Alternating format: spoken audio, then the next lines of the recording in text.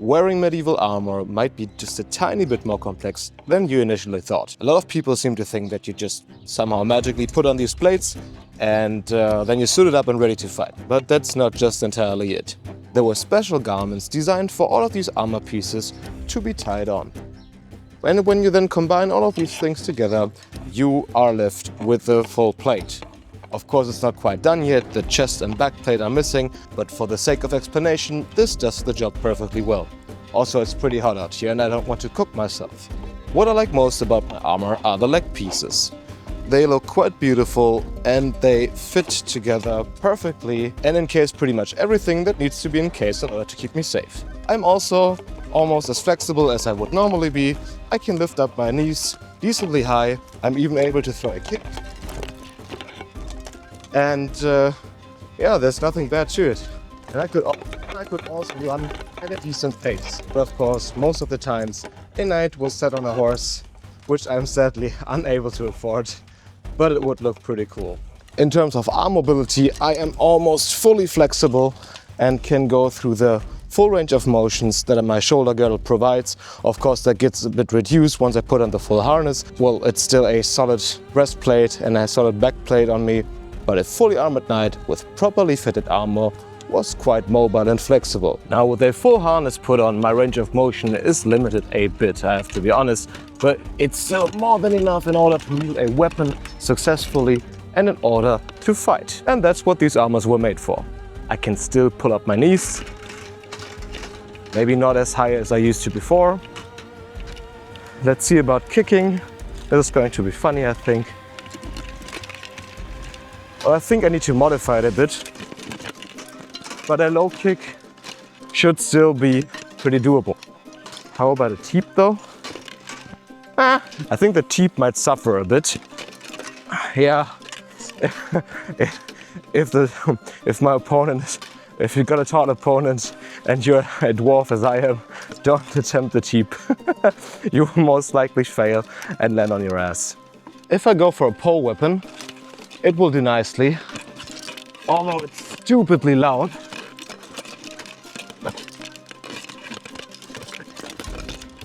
But yeah, the armor does its job as it's supposed to do it. Despite being cooked alive by the temperatures outside, this is still pretty comfy to wear. I am now finished with pretty much perfectly fitting this armor to my body. I got a little bit of help from some friends of mine and now this looks and feels pretty solid. My range of motion is almost normal, well, aside from the legs maybe, but overall it's a lot of fun to wear it. It's not as exhausting as I might have feared, and if your cardio gets used to it, you're pretty much fine. Of course, after a few hours you do have a very strong urge to just throw it off your body, but I think that's just natural. Us humans were probably not designed to be put in a steel can, but still, it's way more comfortable than I would have thought before. And the most amazing thing is, it actually really holds up to fighting. My friends and I are respectful towards each other, but we tend to be a bit competitive. So that means the strikes are coming in quick, the strikes are coming in hard enough. And aside from like very, very small dents on the chest plate, there's nothing. My arms are completely fine, the leg pieces too. This is a really solid piece of armor, and for the price, I think you won't find anything better out there. I'm absolutely stunned by the quality. Over the next months, I'm going to do a bit of customizing myself. I'm probably going to completely blacken the armor and then put on some brassing in order to make it look really, really fancy, because I like fancy stuff. But if you just want to buy it and forget it, you still have to keep in mind that it's mandatory for you to set up all the different parts so that they fit to your body. All of the leather straps do have a lot of holes in them, but if you're a small guy, then you can of course add some more holes in it with a tongue, and it's a pretty easy job to do.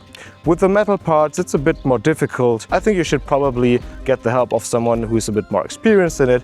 It won't cost you anything, it's just a bit of time investment, and you need to actually bend the pieces. You need to lay on them, you need to push on them, and sometimes you might even have to have a little very, very careful walk on them, just in order to bend them in such a way that they fit the actual shape of your body, because this is obviously not tailored.